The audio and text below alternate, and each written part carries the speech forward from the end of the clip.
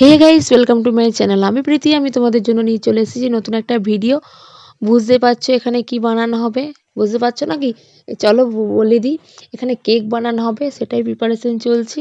বুনি বানিয়েছিল কেকটা। আমি কেকের ভিডিও করিনি, বানাইনি, কিচ্ছু করিনি। বুনি সব কিছু ব্লগ করে রেখেছিল, বলেছিল দিদি আমি বানাবো, ব্লগটা করব, তুই কিন্তু এডিট করে তুই পোস্ট করবি। সেই জন্য বুনির কথা রাখতে আমি ব্লগটা এডিট করে পোস্ট করছি। একটু লেট হয়ে গিয়েছে, তো দেখো বুনি কিভাবে কেকটা বানায়। বড় কাকার জন্মদিন উপলক্ষে বুনু এই কেকটা বানিয়েছিল। তো খুব সুন্দর, টেস্টি, খুব দারুণ হয়েছিল কেকটি, খুব সহজ পদ্ধতিতে। তো শেষ অবধি দেখতে থাকো। এই ভিডিও ক্লিপসটা দেখে যেইটুকু পদ্ধতিটা বুঝতে পারছি কেক বানানোর, সেটা তোমাদের সাথে শেয়ার করি। প্রথমে James chocolate and Oreo biscuit নিয়েছে। অরিও বিস্কিট আর তার ক্রিমটা আলাদা করে নিচ্ছে। ক্রিমটাকে আলাদা বাটিতে রাখছে, বিস্কিটটাকে আলাদা বাটিতে রাখছে। বিস্কিটগুলোকে তারপরে ভেঙে গুঁড়ি করে নেবে আর ক্রিমটাকে আলাদা দুধের সাথে মিক্স করবে। যে যতটা পরিমাণে বানাবে কেকটা সেই পরিমাণেই বিস্কিটের প্যাকেট নেবে। বুনি বোধহয় 7 প্যাকেট কি 8 প্যাকেট নিয়েছিল বিস্কিটের প্যাকেট। বিস্কিট গুঁড়িগুলো মিক্সার গ্রাইন্ডারে করলে খুব তাড়াতাড়ি হবে, কিন্তু বুনি নোড়া করে করছিল।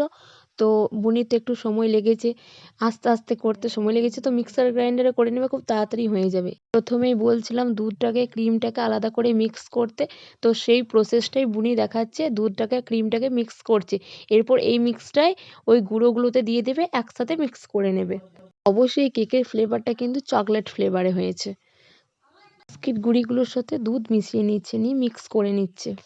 বিস্কিটটা আর দুধটা ভালোভাবে মিক্স হয়ে যাওয়ার পর ক্রিমের যে মিক্সটা বানানো হয়েছিল সেটা এখানে দিতে হবে।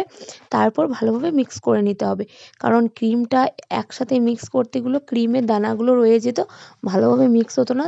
তাই আলাদা আলাদাভাবে মিক্স করা হয়েছিল। তাই এখানে ভালোভাবে মিক্স করে নিলেই হবে।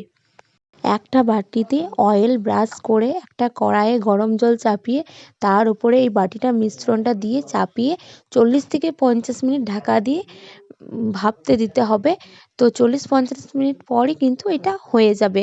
আর অন্য প্রসেস থাকলে সবাই করতে পারো, এটা আমার সহজ পদ্ধতি মনে হয়েছিল বুনির, তো সেই পদ্ধতিতেই করেছিল। তো বড় কাকু কেক কাটছে, দেখতেই পাচ্ছ। তো লাস্টটা কেকের ছবিটা দেখে নাও। তো ভিডিওটা ভালো লাগলে একটু লাইক, কমেন্ট, শেয়ার, সাবস্ক্রাইব, পাশে বেল আইকনটা ক্লিক করে দেবে, নতুন নতুন ব্লগ এলে নোটিফিকেশান পেয়ে যাবে। চলো আজকের মতো টাটা।